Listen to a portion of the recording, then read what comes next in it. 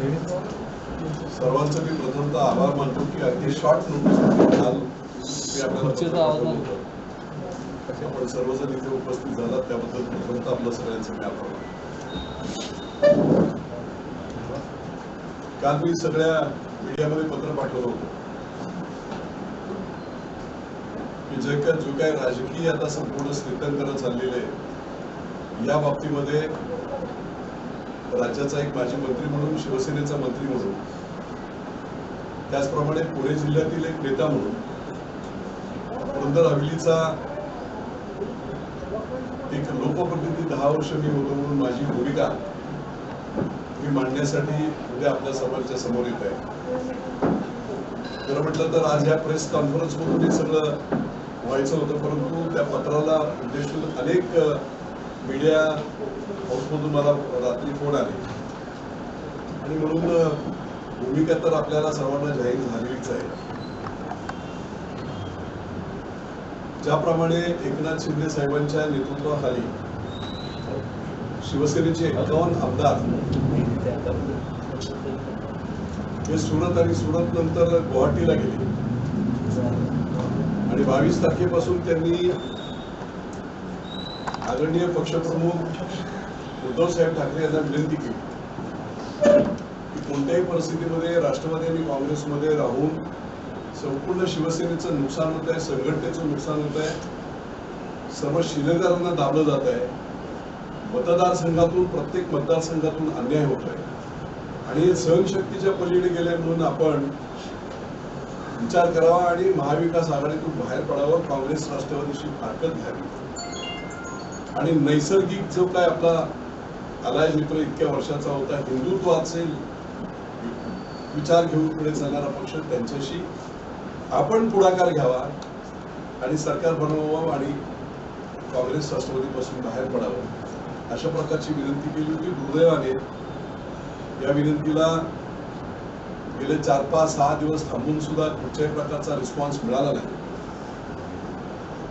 त्याच्या उलट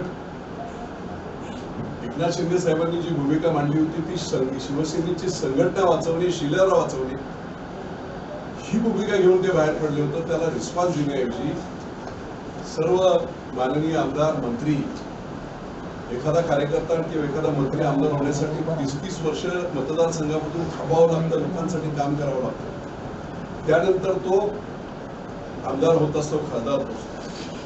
अशा माननीय लोकप्रतिनिधींची निर्भत्सना कशी केली गेली ते आपण पाहिलं आणि त्याच्यानंतर मग आमच्याही सर्वांच्या डोक्यामध्ये जे उमेदवार जे आमदार पडले होते 2019च्या निवडणुकीत 5-5, 10-10, 15-15 वर्ष त्यांनी त्या मतदारसंघाचं प्रतिनिधित्व केलं होतं।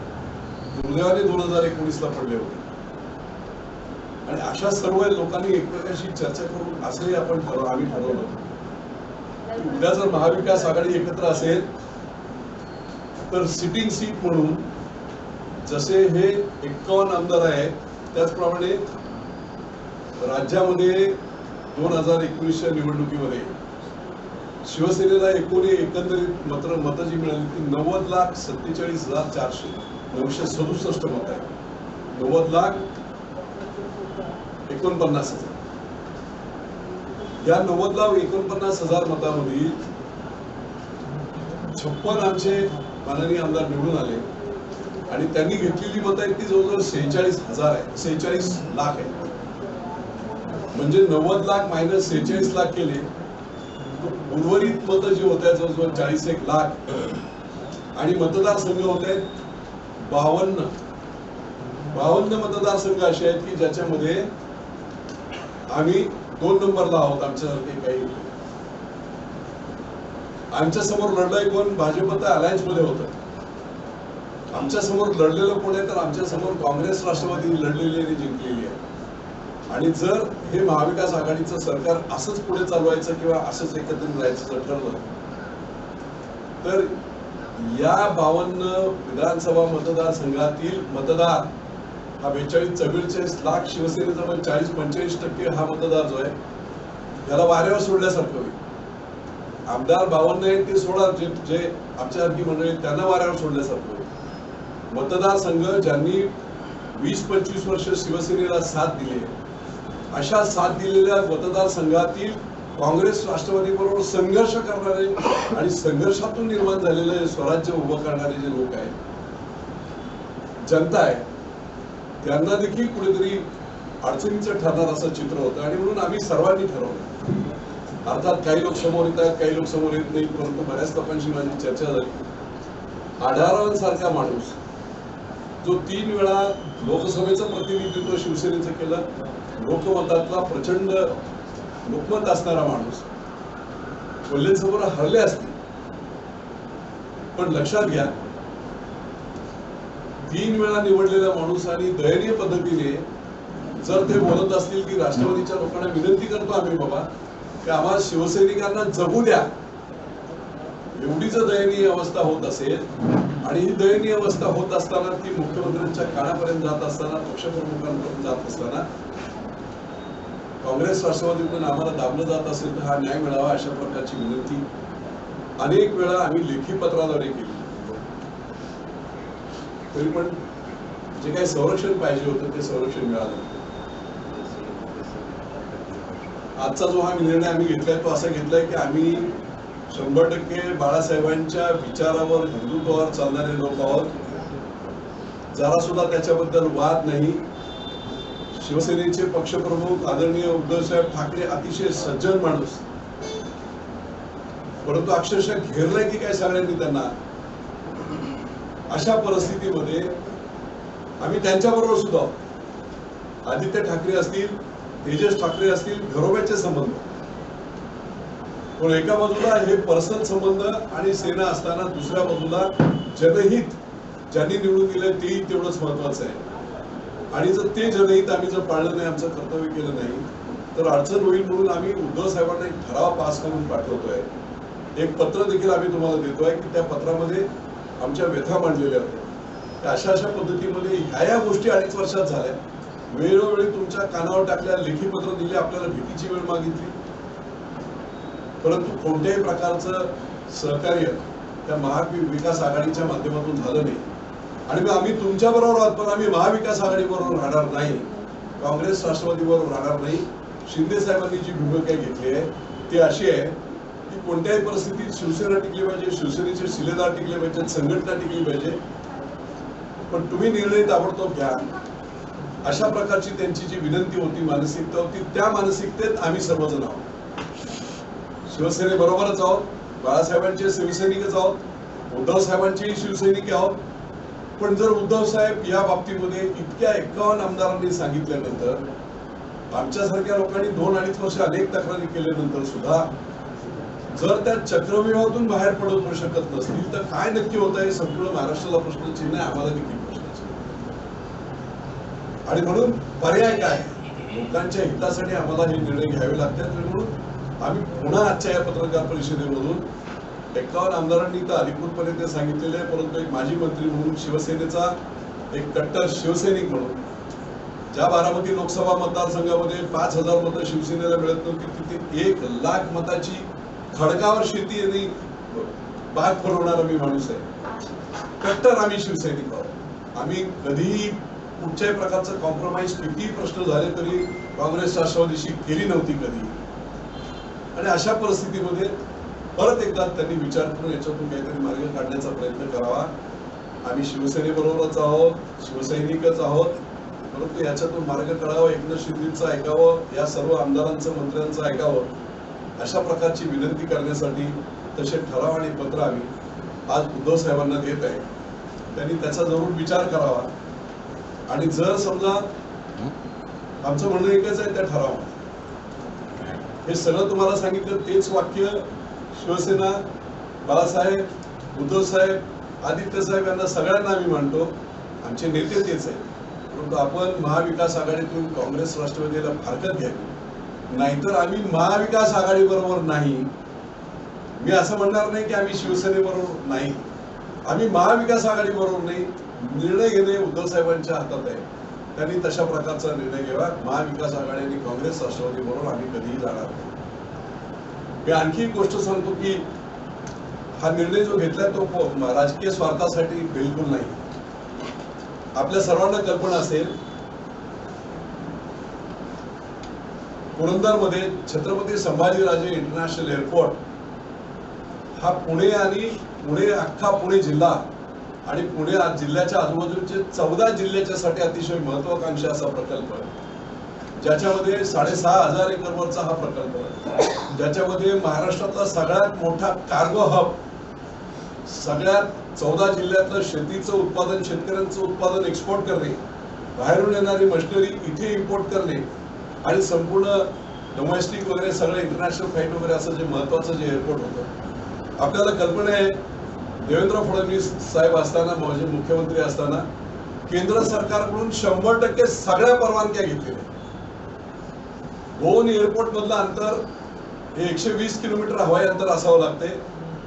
नवी मुंबईचं एअरपोर्ट आणि पुरंदरचं एअरपोर्ट याच्यामध्ये 105 किलोमीटरचं हवाई अंतर, आणि जर हवाई अंतर 120 किलोमीटरच्या आत असेल तर देशाची पायाभूत समितीची जी उच्चाधिकार समिती आहे, हायपॉवर कमिटी, जी पंतप्रधानांच्या अंतर्गत असते, एव्हिएशन मिनिस्टर, संरक्षण मंत्री सगळे असतात त्याच्यात, त्या सगळ्या परवानग्या पुरंदरच्या या विमानतळाच्या झाल्या. जवळजवळ 57 कोटी रुपये खर्च करून डॉश नावाच्या जर्मन कंपनीकडून सगळे सर्वे झाले. DGCA, director of civil aviation यांनी प्रस्ताव दिला की सगळ्यात महाराष्ट्रातली आणि पुणे जिल्ह्यातली इंटरनॅशनल एअरपोर्ट साठी बेस्ट जागा कुठची असेल तर पुरंदरची 7 गावं आणि हा परिसर आहे. हे सगळं झाल्यानंतर देखील दुर्दैवाने महाविकास आघाडीचं सरकार आलं, मुख्यमंत्री आमचे होते, परंतु दुर्दैवाने हे विमानतळ दुसऱ्या जागेत, तिथे शेतकऱ्यांचा विरोध होतो असं खोटं सांगून मी पवार साहेबांना पत्र लिहिली, मी मुख्यमंत्र्यांना पत्र लिहिली. त्या पत्रात मी सांगितलं, चर्चा केली पवार साहेबांना प्रत्यक्ष भेटून. मी म्हटलं की समृद्धी मार्ग जेव्हा झाला त्यावेळेस असाच लोकांचा 2 वर्ष विरोध झाला, परंतु जेव्हा सरकारने शेतकऱ्यांना आम्ही काय देणार आहोत, काय प्रपोजल देणार आहोत हे जेव्हा डिक्लेअर केलं त्यावेळेस मला आपल्याला सांगायला आनंद वाटतो, 1 इंच जमीन भूसंपादन न करता मुंबई ते नागपूर 901 किलोमीटरची जमीन 3 महिन्याच्या आत शेतकऱ्यांनी स्वेच्छेने दिली. ज्या काही गावातील लोकांनी राष्ट्रपतींना पत्र दिलं होतं की आम्हाला जमीन घ्यायची नाही आणि आमची जमीन भूसंपादन तुम्ही केले तर आम्ही 1100 लोक एकत्रित आम्ही स्वतःला जाणून घेऊ, सेल्फ इमॉल्युशन करू, असं राष्ट्रपतीला पत्र लिहिणारे लोक जेव्हा चांगला प्रस्ताव आला 3 दिवसामध्ये त्यांनी जमिनी दिल्या. आणि आपण बातम्या टीव्हीला पाहिल्या असतील की 100 स्कॉर्पिओ घेऊन त्यांनी इतके पैसे मिळाले की त्यामध्ये कोणी भूमिहीन झालं नाही. कंडिशन सरकारने अशी टाकली होती की 50% पैशामध्ये दुसरे जमिनी घ्या आणि 50% तुम्ही वापरा, लोकांचं कल्याण झालं. मी पवार साहेबांना सांगितलं होतं, हा जो समृद्धी मार्गाचा जो प्रपोजल आहे तशाच पद्धतीमध्ये देवेंद्र फडणवीस आणि माझी चर्चा झाली होती. सरकार आल्याबरोबर 8-10 दिवसामध्ये स्वेच्छा खरेदीसाठी आपण नोटिसा लावू, 4,500 कोटी रुपये त्याच्यासाठी प्रोव्हिजन केली होती. मी पवार साहेबांना म्हटलं, तुम्ही रेट डिक्लेअर करा, तुम्ही फक्त सांगताय विरोध आहे विरोध आहे विरोध आहे, तुम्ही भाव डिक्लेअर करा, शेतकऱ्यांना विश्वासात घ्या. ज्या शेतकऱ्यांना जमिनी द्यायच्या नसतील तर जमिनीच्या ऐवजी जमीन म्हणून इंदापूर, फलटणमध्ये शेती महामंडळाच्या ज्या बागायती जमिनी आहेत त्या देण्याचे प्रस्ताव होते तात्कालिक. हे सगळे करा आणि 6 महिन्याचा आम्हाला वेळ द्या. जर 6 महिन्यामध्ये शेतकऱ्यांनी रिस्पॉन्स दिला नाही तर पुढे जायचं तिकडे विमानतळ घेऊन जा. परंतु तसं झालं नाही, हाराकिरी केली गेली. दुसरी 5 गावं आमदारांना समजून सुचवण्यात आली. ती 5 गावं कुठची आहेत, ती नायगाव पासून 5 गावं पुरंदरची आणि पुढची 4-5 गावं बारामतीची. म्हणजे लँडिंग पुरंदरला करायचं आणि टर्मिनस सुप्यात घेऊन जायचं आणि सुप्यातून सोलापूर रोडला बारामतीचा उत्कर्ष करायचा. इतकं काय त्यांना सगळं मिळालेलं असताना त्यांच्या व्यतिरिक्त 50 वर्षात त्यांनी आम्हाला काही दिलं नाही. परंतु मी 5 वर्ष असताना कर्मधर्म संयोगाने, देवाच्या कृपेने, उद्धव साहेबांच्या कृपेने निश्चितपणे प्रचंड विकास करू शकलो, हजारो कोटी आणू शकलो, हे मोठे प्रकल्प आणले. तो प्रकल्प पळवण्याचा प्रयत्न झाला. प्राधिकरणाचे अध्यक्ष हे मुख्यमंत्री असताना आम्हाला विचारलं देखील गेलं नाही. गुंजवणीचं धरण हा लढा एवढा मोठा केला आम्ही, त्या लढ्यामध्ये माझी किडनी गेली, उपोषण केलं, दिंड्या झाल्या. एवढं करून काँग्रेस राष्ट्रवादीच्या सरकारने 99 ते 2004 पर्यंत एक वीट सुद्धा लावली. उद्धव साहेबांच्याच आशीर्वादाने, लोकांच्या आशीर्वादाने मी मंत्री झालो 2.5 वर्षात ते गुंजवणीचं धरण जे 15 वर्षात एक वीट लागली नव्हती काँग्रेस राष्ट्रवादीची ते मी पूर्ण केलं दरवाजा सकट. 4 TMC पाणी उभं राहिलं. हे पाणी उभं राहिल्यानंतर 18-19 ला अजित पवार वगैरे बरेच वेळ बोलत होते की हे पाणी बाबा आम्हाला बारामतीला द्या. मी म्हटलं तुम्ही सवय लावू नका या, हे पाणी आत्ता थांबलेलं आहे. ह्या पाण्याचे वाटप हे भोर, पुरंदर आणि वेल्ह्यासाठी आहे.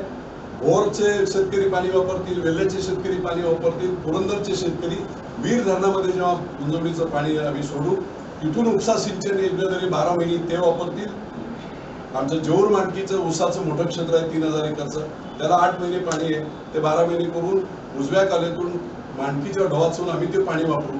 अशा प्रकारे एक थेंब पाणी मी त्यांना दिला नव्हता. चांगल्या सवयी लावा तुम्ही असं प्रामाणिकपणे विनंती करून मी सांगितलं होतं. पण हे राष्ट्रवादीचं सरकार, MVAचं सरकार आल्याबरोबर पहिली कॅबिनेट, फर्स्ट कॅबिनेट, जोपर्यंत धरण झालं नव्हतं, मी मंत्री झालो होतो तोपर्यंत यांचा ठराव काय होता काँग्रेस राष्ट्रवादीचा की जोपर्यंत गुंजवणीचं धरण होत नाही तोपर्यंत गुंजवणी नदीतून वीर धरणात पाणी आणून 60% डाव्या कालव्याला आणि 40% उजव्या कालव्याला, म्हणजे 60% बारामतीला, 40% अकलूज वगैरे भागात हा ठराव होता. आता धरण झालंय. मग यांनी पहिल्या कॅबिनेटला ठराव असा केला की आता धरण झालेलं आहे, पाणी थांबलेलं आहे, जोपर्यंत 1313 कोटीची ऑर्डर झालेली आहे पाईपलाईनची, लार्सन टुब्रो सारखी प्रख्यात कंपनी काम करते, जोपर्यंत पाईपलाईन पूर्ण होत नाही तोपर्यंत 60% पाणी बारामतीला, 40% पाणी आहे. ठराव केला, कॅबिनेटची मंजुरी घेतली. पहिल्या मीटिंग मध्ये, पहिल्या कॅबिनेट मध्ये आम्हाला विचारलं गेलं नाही गुंजवणीसाठी एवढा त्याग केलाय. विजय शिवतारे आपला मुलगा नाही बाबा, काय बाबा नक्की या गुंजवणीच्या पाण्याबाबतीत काय करायचं विचारलं देखील. पण प्रचंड अन्याय.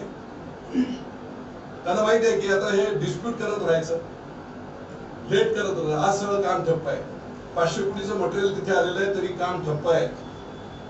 जेवढं ठप्प राहील काम 3 वर्ष 4 वर्ष गेली, कॉस्ट परत 1313 कोटीचे 1800 कोटी होईल. या 1313 कोटी बदले गेल्या या सरकारने 2.5 वर्षात 100 कोटी सुद्धा दिले नाही. काम बंद पडलंय, त्याच्याकडे जलसंपदा खात्याचं लक्ष नाही. त्यांना मुद्दाम हे करायचं की जेवढे डिस्प्यूट होतील तेवढं काम बंद राहील आणि तेवढं पाणी बारामतीला पळत नाही. हे दुष्टचक्र आहे. त्यामुळे विमानतळ गेलं आमचं, गुंजवणीचं पाणी पळवलं गेलं, गुंजवणीचं काम आमचं अडकून राहिलंय. त्याच्यावर आमचा मोठा अन्याय झाला या नवीन महाविकास आघाडीचा. तिसरा सगळ्यात महत्वाचा एक प्रकल्प होता मुंबईमध्ये. ससे मुंबईचे बाजार हे मुंबईमध्ये होते आणि नवी मुंबई झाल्यानंतर मोठे सगळे बाजार, APMC मार्केट वगैरे हे नवी मुंबईत केले गेले. मुंबईसाठी मुंबईच्याही पुढे पुन्हाच वाढत चाललंय. क्षेत्रफळ त्यांच्यापेक्षाही मोठं झालंय. IT हब झालंय, सगळं झालंय. आणि म्हणून पुण्यासाठी सुद्धा विस्तारित बाजार किंवा राष्ट्रीय बाजार जी संकल्पना केंद्र सरकारने आणली होती ती सगळे तो प्रकार, तो बाजार हा पुरंदरमध्ये घाट चढल्याबरोबर दिवे गावाला लागून 400 एकर ही सरकारची जमीन होती. मी तत्कालीन मुख्यमंत्री देवेंद्र फडणवीस यांना सांगितलं की बाबा हे प्लॅन करायला पाहिजे आपल्याला. जसं मुंबईने प्लॅन केलं, युनिव्हर्सिटी वापरायला लागली, त्यांनी मार्केट नवीन मुंबई, तसं नवीन पुणे म्हणजे पुरंदर होत आहे. त्याची इन्फ्रास्ट्रक्चर आपल्याला पुण्याला सहकार्य करण्यासाठी वाढवलं पाहिजे. आणि म्हणून मी त्यांना प्रस्ताव दिला. मुख्यमंत्री देवेंद्र फडणवीसांनी तो मंजूर केला, मान्यता दिली आणि प्रस्ताव सादर करायला सांगितलं. तत्कालीन मार्केट समितीचे IAS अधिकारी देशमुख, जिल्हाधिकारी, विभागीय आयुक्त यांच्याशी बैठका झाल्या. तो प्रपोजल तयार केलं गेलं. प्रपोजल तयार करून सरकारकडे येणार, दुर्दैवाने सरकार गेलं आणि तो प्रस्ताव बारगळला. तो प्रस्ताव आधी आला आहे, पण आता नवीन प्रस्ताव काय केलाय राष्ट्रवादीने की ते पुरंदरला 400 एकर जमीन फ्रीमध्ये मिळते. 5 कोटी रुपये एकरची जमीन फ्रीमध्ये मिळते.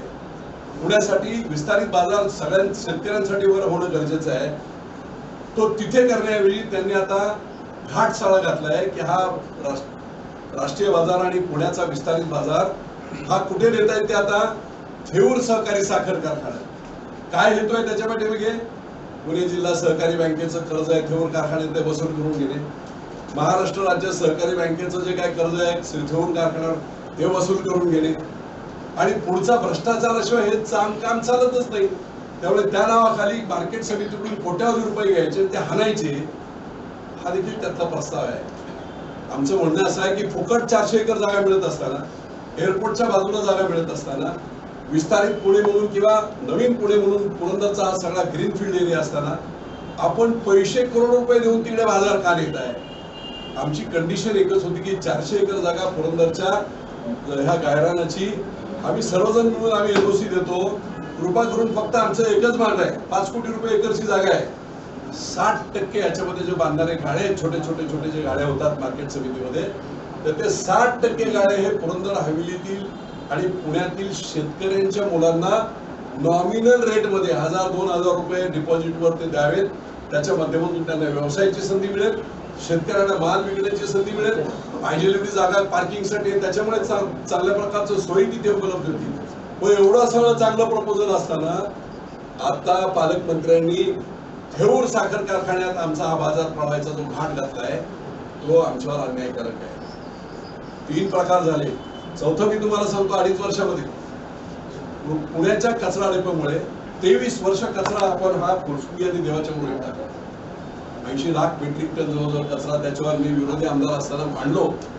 लक्षवेधी झाल्या आणि त्यावेळेस ठरलं की बाबा पाण्याची सोर्स सगळे खराब झालेले, त्यामुळे पाणी पुरवठ्याची मोठी योजना ही देवाची उरुळी आणि फुरसुंगीसाठी करायची. त्याचबरोबर कचरा डेपोचं कॅपिंग करायचं.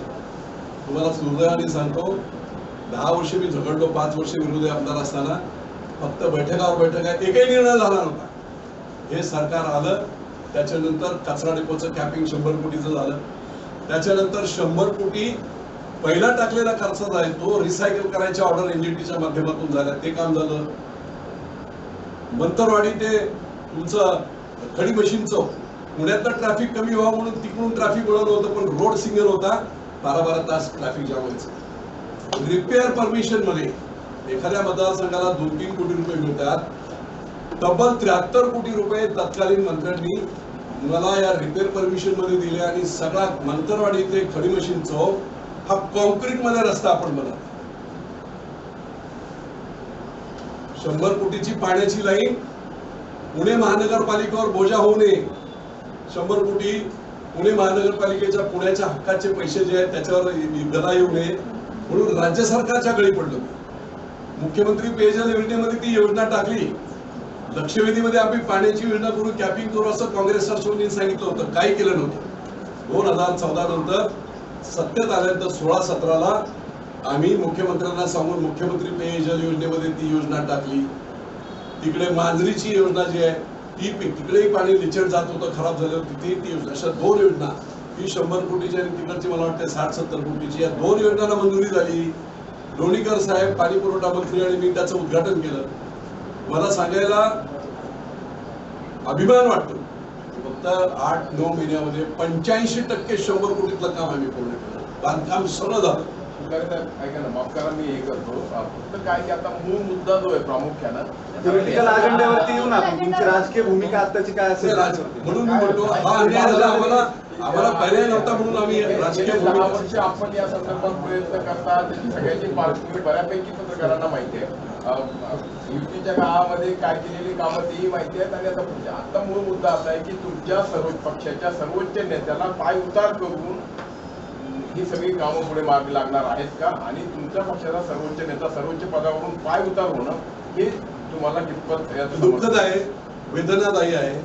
परंतु शिंदे साहेबांनी निश्चितपणे तसा प्रयत्न केला, हे बरोबर नाही. संघटनेला अडचण होऊ नये, बाळासाहेबांची संघटना अभेद्य राहिली पाहिजे, टिकली पाहिजे.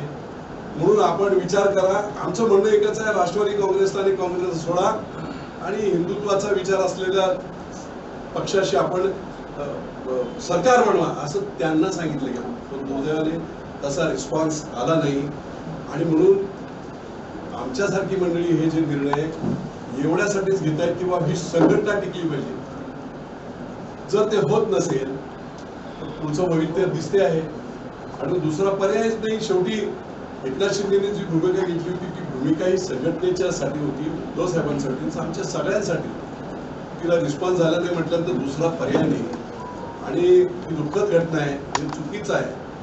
पण लोकांच्या हितास्तव, संघटनेच्या हितास्तव हे करणं त्यांना भाग पडलंय आणि त्यांच्याबरोबर आम्ही जाणं हे आम्हा सगळ्यांना करमत राहतो. 2021 मध्ये तुमचा हिंदुत्वाचा प्रश्न होता आणि त्यावेळेस तुम्ही सरकार का स्थापन केलं, आताच का मध्येच का सुरू झाले?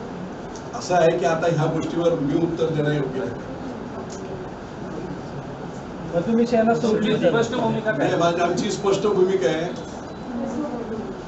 की जर त्यावेळेस देखील उद्धव साहेबांनी सगळे आजी माजी आमदार बिमदार या सगळ्यांना विचारून जर सांगितलं असतं की बाबा असं आहे, आपल्या ह्या पद्धतीमध्ये अशा कंडिशनमध्ये आपल्याला हे करावं लागतं आणि लोकांची भूमिका जर जाणून घेतली असती तर ही 2-2.5 वर्ष खतखत झाली नसती. 51 आमदार एका वेळेस बाजूला जात आहेत, याच्यावर आता आणखी माझ्यासारख्याने काय उत्तर द्यावं? जेव्हा भाजपचं गव्हर्नमेंट होतं, तुमचे अनेक राज्यमंत्री आहेत ज्यांनी तक्रारी केल्या होत्या भाजपच्या विरोधामध्ये. तुमचे अनेक राज्यमंत्री आहेत, अगदी एकनाथ शिंदेपासून सगळ्यांनी, की भाजप कसं शिवसेनेला दाबतंय. आणि आता पुन्हा तुम्ही दुसरं जस्टिफिकेशन देताय त्यांच्यासोबत जाण्यासाठी की शिवसेना काँग्रेस राष्ट्रवादी तुम्हाला दाबते. मग ही सेनेच्याच नेत्यांमधली इनकॉम्पिटन्सी आहे का? जिथं अलायन्स करतील त्या सगळ्या अलायन्समध्ये त्यांनाच कसं दाबलं जातं? असं आहे की आपल्याला मी आठवण करून देतो शरद पवार साहेबांची 2014 सालचं वक्तव्य. हा सगळा राजकीय खेळ कसा चाललाय? 2014ला निर्णय लागता लागता आदरणीय पवार साहेबांनी डिक्लेअर केलं की आमचा बिनशर्त पाठिंबा भाजपला. आणि काय केलं त्यांनी? शिवसेनेची बार्गेनिंग पॉवर संपवली. लक्षात घ्या, शिवसेनेचा खरा शत्रू कोण येतो. आणि जेव्हा आता 1 वर्षभरात 1.5 वर्षापूर्वी जेव्हा मुलाखतीमध्ये पवार साहेबांना पत्रकारांनी गाडीत मुलाखत चालली होती, आपण सर्वांनी पाहिली, त्यावेळेस पत्रकारांनी विचारलं की पवार साहेब, आपण 2014 साली भाजपला बिनशर्त पाठिंबा जाहीर केला होता आणि शिवसेनेची बार्गेनिंग ताकद आपण संपवली होती, आता काय आपली भूमिका? पवार साहेबांनी सांगितलं होतं की त्यावेळेस ती माझी एक राजकीय खेळी होती. शिवसेनेला आणि भाजपला एकत्रित नांदू द्यायचं नाही, त्यांचा संसार होण्याची माझी राजकीय खेळी होती. आता ह्याच्या पलीकडे राष्ट्रवादी काँग्रेस काय करत होती याचं वेगळं उत्तर द्यायची नाही. त्यांच्याच उत्तरातून, मुलाखतीमधून, आपण सर्वांच्या मुलाखतीमधून आलेले ते उत्तर ते होतं. आणि त्याच्यामुळे हा एक चस्का होता, हा फास होता, असं निश्चितपणे आमच्यासारख्या सगळ्यांचं म्हणणं होतं. आणि म्हणून त्याच्यावर सगळी विस्तृत चर्चा हे का होत आहे या संदर्भामध्ये एकनाथभाई शिंदे यांनी वारंवार आपल्याला दिलेल्या सगळ्या मुलाखतीमधून त्याची कारणं काय काय काय हे सगळं त्यांनी सांगितलं. त्यामुळे मी वेगळं सांगायची गरज नाही असं माझं स्वतःचं मत आहे. परंतु हे सगळं ऑलरेडी आता सगळ्या प्रेसमधून, सगळ्या मीडियामधून त्याच्या पाठीमागच्या कारणमीमांसा या सगळ्या त्या 51 आमदारांनी वेगवेगळ्या पद्धतीने मांडलेल्या आहेत. आणि म्हणून त्याच्यावर आता मी पक्षप्रमुख मी बोलणार नाही. मी आजही सांगतो, अतिशय सज्जन तुमच्यासोबत किती कार्यकर्ते आहेत आता, की तुमच्यासोबतचा किती जणांचा गट हा एकनाथ शिंदे सोबत चालतोय? एक लक्षात घ्या, पुरंदर हवेली विधानसभा मतदारसंघामध्ये काल मी हवेलीतल्या सगळ्या कार्यकर्त्यांची बैठक खंडाळ्यामध्ये घेतली, प्रमुख कार्यकर्ते. त्याच्यानंतर पुरंदर हवेलीमधल्या सर्व कार्यकर्त्यांची बैठक घेतली. माझ्याबरोबर संपूर्ण तालुका प्रमुख, जिल्हा परिषद सदस्य, तालुका पंचायत समिती सदस्य, युवाचे तालुका प्रमुख, बेसिकचे तालुका प्रमुख, 100% लोकप्रतिनिधीमधून निवडून आलेले सर्व पदाधिकारी 100% हे माझ्या मताशी सहमत आहे. आज आता सकाळी आम्ही जो ठराव पास केला, जो 2000 मुलं एकत्र होती, एकत्रितपणे पुण्यात येणं आणि ते बरोबर नाही वातावरण खराब करणे, आणि म्हणून सगळे आलं त्या सगळे अजिबात कोणी यायचं नाही. तो ठराव पास केला, त्याची सगळी शूटिंग केलेली आहे. त्या ठरावाची कॉपी आम्ही उद्धव साहेबांना पाठवतोय. 100% लोक माझ्या मतदारसंघामध्ये निश्चितपणे आताच माझ्याबरोबर. पण त्याच्यावर मी हेही सांगतो, अनेक कार्यकर्त्यांनी, काही सगळेच कार्यकर्ते ओपन अप होणार नाही, अनेकांनी मला फोन करून सांगितलं की बाबू तुमचा निर्णय योग्य आहे. मी आज पत्रकार परिषद घेत असताना काल मी शिवाजीराव आढळरावांना सुद्धा मी फोन केला. त्यांना देखील सांगितलं, दादा एक घुसपट आहे, कुठेतरी आपल्याला याच्यातून मार्ग काढायला पाहिजे, काय पर्याय म्हणे आमच्याकडे. मी तर ओढपणे बोलतोय, म्हणे जिथे जिथे मेळावे झाले तिथे राष्ट्रवादी काँग्रेस आणि काँग्रेसला सोडा, असं उघड वक्तव्य आता 2 दिवसापूर्वी सचिन यादवांच्या समोर जे सभा झाल्या त्याच्यामध्ये त्यांनी जाहीर ते हे केले. जे एकनाथ शिंदे बरोबर जातील त्यांच्यावर कारवाई केली जाते, तुम्ही त्या कारवाईची वाट बघताय का? दोन्ही पैकी एक भूमिका तुम्हाला स्पष्ट तुम्हाला फार उशीर झाला, तुम्हाला फार उशीर झाला असं वाटत नाही का? आता सरकार कडेवरती आले, तुम्ही जर आधीपासून या प्रक्रियेत होते तर तुम्ही तेव्हाच का त्यांच्या संपर्कात गेले नाहीत? मी मुद्दाम सांगू इच्छितो, 22 तारखेला ज्या दिवशी आमचे सगळे आमदार बाजूला गेले, सुब्रत आणि सोबत मोठीला गेले, त्या दिवशी मी 7 वर्ष शिवसेनेचा प्रवक्ता होतो आणि त्या प्रवक्ते काळामध्ये शिवसेनेची भरभक्कम बाजू मांडली होती. महाराष्ट्र मला बरोबर प्रसिद्ध होतो. मी आदरणीय उद्धव साहेबांना माझ्या व्हॉट्सअपवरून एक पत्र पाठवलं, आदित्य साहेबांना पत्र पाठवलं आणि त्याचबरोबर वरुण साहेबांना पत्र पाठवलं की साहेब, मी प्रवक्ता होतो, माझी काय कॅपॅसिटी आहे, एकनाथ शिंदेची माझं चांगलं मत आहे, माझं चांगलं रिलेशन आहे. आपले जरी मिलिंद नार्वेकरवगैरे गेले असतील तरी पण शेवटी त्यांच्यावरही त्यांचे आक्षेप त्यांनी मीडियामधून सांगितलेले. त्यांच्यातला ग्रस्त माजी मंत्री म्हणून मी जातो गुवाहाटीला, शिंदे साहेबांना समजावण्याचा प्रयत्न करतो, आपण सुद्धा थोडंसं पॉझिटिव्ह राहा. हा प्रयत्न 22 तारखेला अधिकृत मी करतो. प्रवक्ता होतो मी, तो देखील प्रयत्न केला, काही रिस्पॉन्स आला नाही. आणि त्याच्यानंतर आपण सगळे पाहताय की टीव्ही मधून आणि त्या सगळ्या मीडियामधून भाषण आमदारांची विरुद्धचं बोलणं होतं. पण मी हा प्रयत्न केला, मी हा प्रयत्न केल्यानंतर 2-3 दिवस वाट पाहिली. आपल्या सगळ्यांना माहित होतं की मीडियामधून मला माहित होतं की गेल्या सोमवारी मी पॉझिटिव्ह आलो आणि त्यामुळे मला 4-5 दिवस मला हलता येत नव्हतं. परवा रात्री मी निगेटिव्ह जेव्हा आलो तेव्हा कालपासून सगळ्या मुवमेंट सुरू झाल्या, सगळ्या कार्यकर्त्यांशी चर्चा झाल्या, सर्वांना बोलावून चर्चा झाली. आज सकाळी शेवटची सभा झाली आणि त्याच्यानंतर आम्ही सरकार वगैरे आत्ता झालंय. पण तुम्हाला मी पत्र कधी पाठवले? काल सकाळी सर्व लोकांना पत्र पाठवली होती की अशी आमची भूमिका मांडायला मी उद्या 3 वाजता येणार आहे. त्यामुळे जे काय आता नवीन डेव्हलपमेंट होत आहेत सरकारच्या बाबतीमध्ये त्या संध्याकाळी मी पाहिले. मला TV9चा फोन आला तर म्हणतो उद्या आमची पत्रकार परिषद आहेच, पण आमची भूमिका हीच आहे. उद्धव साहेबांनी काँग्रेस राष्ट्रवादीला सोडावं, त्यांची जी भूमिका आहे ती आमची भूमिका आहे. आणि जर ती होत नसेल तर मग नाईलाज असतो लोकहितासाठी शिंदे गटाबरोबर जाण्यासाठी आम्हाला जावं लागेल. तुम्ही जर ऐकतच नसाल तर दुसरा मार्ग नाही. अशा पद्धतीची मुलाखत कालच TV9ला मी दिली. आता तुमचे नेते एकनाथ शिंदे की उद्धव ठाकरे? तुमचे नेते कोण आहेत आता, उद्धव ठाकरे की आधी एकनाथ शिंदे? एक लक्षात, ते आता सगळं आजच्या घडीला असं आहे की जे मत त्या 51 आमदारांचं आहे तसंच मत माझं आहे, तसंच मत माझ्या मतदारसंघाचं आहे. आणि म्हणून त्यांच्याबरोबर आम्ही आता त्याच्यामध्ये जे 51 लोकांवर कार्यवाही करतील, संघटना करेल, काय करेल, त्यातला आम्ही 52 असू हरकत नाही. अजून 1-2 दिवस थांबले असते तर निकाल लागला असतं. कशाला एक्सपोज झाले? मी काय आता काय या सगळ्या प्रोसेसमध्ये किंवा विधानसभेतल्या याच्यामध्ये मी माझा काही संबंध डायरेक्टली नाहीच. मी माझी मतदारसंघापुरती आणि पुणे जिल्ह्यातले अनेक फोन मला आले. महाराष्ट्रातले सगळे जवळजवळ पडलेले आमदार आहेत, त्या सगळ्यांशी चर्चा झाली. बापू आपल्याला काहीतरी करायला लावलं.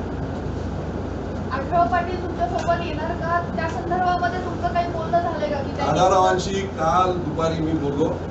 उद्या मी पत्रकार परिषद घेतोय दादा, आपण सुद्धा यावं अशी माझी इच्छा आहे म्हणून मी संध्याकाळपर्यंत सांगतो.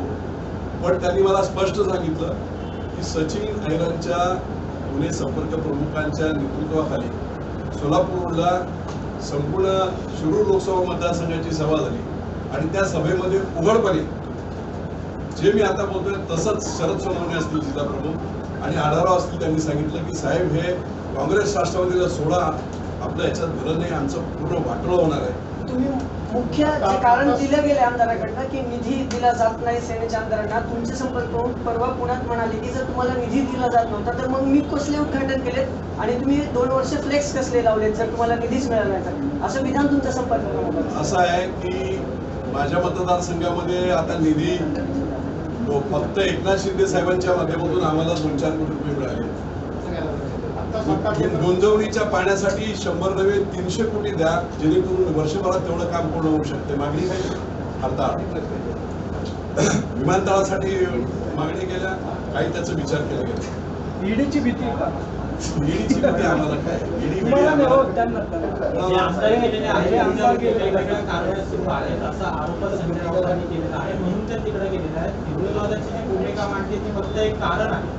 असं त्यांचं म्हणणं आहे. संजय राऊतांच्या भूमिकेवर तुम्ही सहमत आहात का? की गेल्या महिन्याची सभा झाली होती त्याच्यामध्ये तुम्ही स्वतः त्यांचा कौतुक आणि तुमचा सगळ्यांचा मुख्यमंत्र्यांच्या हिंदुत्वावर आक्षेप आहे का? एक लक्षात घ्या, एवढा मोठा निर्णय किंवा त्यांचं हिंदू, मला एवढं कळतं की राष्ट्रवादी आणि काँग्रेसबरोबर राहून हिंदुत्वाचा विचार होऊ शकत नाही. मी आपल्याला बाळासाहेब ठाकरेंचं एक विधान जे सगळे फिरताय व्हॉट्सअपमध्ये सांगू इच्छितो. वेळ आली मला अडचणीची तर मी शिवसेनेचं दुकान बंद करेल, पण मी काँग्रेस बरोबर जाणार नाही, हे बाळासाहेबांचं वक्तव्य. बाळासाहेबांचं वक्तव्य. सर मग 2.5 वर्ष शिवसैनिकांना हे वाक्य आठवलं नव्हतं का? 2.5 वर्ष घुसपट होती ना, काय करणार तुम्ही? मुख्यमंत्री आमचे आहेत. मी सांगतो ना, तोंड दाबून बुक्क्यांचा मार ज्याला म्हणतात ना, आम्ही जर काय बोललो तर मुख्यमंत्री आमचेच आहेत ना, त्यांच्या विरुद्ध आम्ही कसं बोलणार? आम्ही आपली आबरू झाकत होतो अक्षरशः. काही जरी झालं वा इकडे काय झालं, हो मुख्यमंत्र्यांचं अभिनंदन वगैरे, आमचे मुख्यमंत्री होते. त्यामुळे आज मुख्यमंत्री पण तुमचे तिथे एकटे पडले असं वाटत नाही का तुम्हाला? पूर्ण एक गट वेगळा झाले. जर आता समजा एवढी संधी सगळ्या आमदारांनी मंत्र्यांनी देऊन 5-5 दिवस सांगून बाबा याच्यातून मार्ग काढा, जर होत नसतील तर त्याला जबाबदार कोणी? सगळं अख्खा महाराष्ट्र जमतो. तुम्ही सगळे म्हणताय काँग्रेस 122 आमदार त्यांच्या मागे आहेत ना. 122 आमदार त्यांच्या बरोबर आहे. 122 हा, ते आता तो आता ते सगळं टेक्निकल भाग आहे, सुप्रीम कोर्ट आहे, अधिवेशन आहे, अविश्वास ठराव, विश्वास ठराव, सगळ्या प्रक्रिया आहेत कायदेशीर. त्याच्यावर इथे काय आपण सर्वांचा आक्षेप हा संजय राऊतांवर आहे. मागच्या काही दिवसात आपण पाहिलं असेल संजय राऊतांनी त्यांच्यासाठी खूप वेगवेगळे शब्द वापरले, प्रेत असतील, अजून बरंच काय घडलं. याच्यामध्ये तुम्हाला काय वाटतं? ते अनेक वर्षापासून शिवसेनेत आहेत, त्यांना गेल्यानंतर लगेच अशा भाषेत हिनवणं योग्य आहे का? तुम्हाला काय वाटतं संजय राऊतांच्या भाषेत? आणि तुम्ही पण प्रवक्ते होता. लक्षात घ्या, अख्ख्या महाराष्ट्रातल्या शिवसैनिकांना कोणी जाऊन विचारलं नाही, कोणालाही विचारा. तर ही आज जी वेळ आली आहे ना, या सगळ्या वेळा येण्यासाठी संपूर्ण जबाबदार हा हे संजय राऊत आहे. अख्खा महाराष्ट्राने शिवसेना बोलतो. तिथे दावणीला बांधायचं सुद्धा शिवसेनेला काम जे केलंय ना, हे सुद्धा या संजय राऊतांनी केलंय. सगळ्यात मोठं 56 वर्षाची शिवसेना, स्वाभिमानी शिवसेना बारामतीच्या वळचणीला लिहून उभं करण्याचं काम संजय राऊतांनी केलंय. आम्ही त्याचा निषेध करतो. अख्ख्या महाराष्ट्रातून सगळे शिवसैनिक नाराज, कोणालाही विचारावं आपण. महाराष्ट्रात जी हडपसरमध्ये सभा झाली, तुम्ही स्वतः त्यांचं कौतुक केलेलं. मी त्यांचं कौतुक नव्हतं केलं. मी असं बोललो होतं की कोविड काळामध्ये मुख्यमंत्र्यांनी खूप चांगलं काम केलंय. जसं माझ्या मतदारसंघात काय ऍडव्हान्स कामं झाली, मला मदत नाही झाली, ठीक आहे, पण राज्याचा शिवसेनेचा प्रमुख, पक्षप्रमुख आणि राज्याचे मुख्यमंत्री यांनी 2.5 वर्षाच्या कोविड काळामध्ये प्रचंड मोठं काम केलं. आणि त्या देशात मी असं म्हटलं होतं, हे मी नाही बोलत, हे सुप्रीम कोर्ट बोलत आहे, हे युनो बोलत आहे, हे सगळ्या यंत्रणा बोलत आहेत की अतिशय चांगलं काम संवेदनशील पद्धतीने त्यांनी केलं. आणि महाराष्ट्र आणि मुंबईसारखी डेन्स पॉप्युलेशन असणाऱ्या ठिकाणी प्रचंड मोठ्या प्रमाणात कोरोना वाढला असता, तो कंट्रोल केलं, चांगलं काम केलं. त्यामुळे मुख्यमंत्र्यांचं मी कौतुक करतो असं तिथे द्यावं.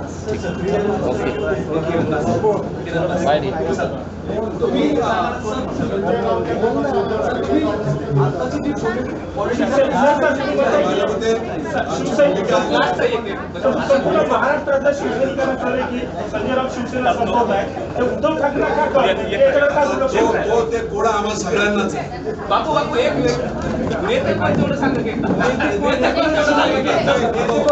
आता जसं सगळं राजकारणात जसं घडत जाईल तसं होईल. आम्ही काँग्रेस राष्ट्रवादी बरोबर नाही, ते आमचे नेते नाही. बजेटची वेळ आली तर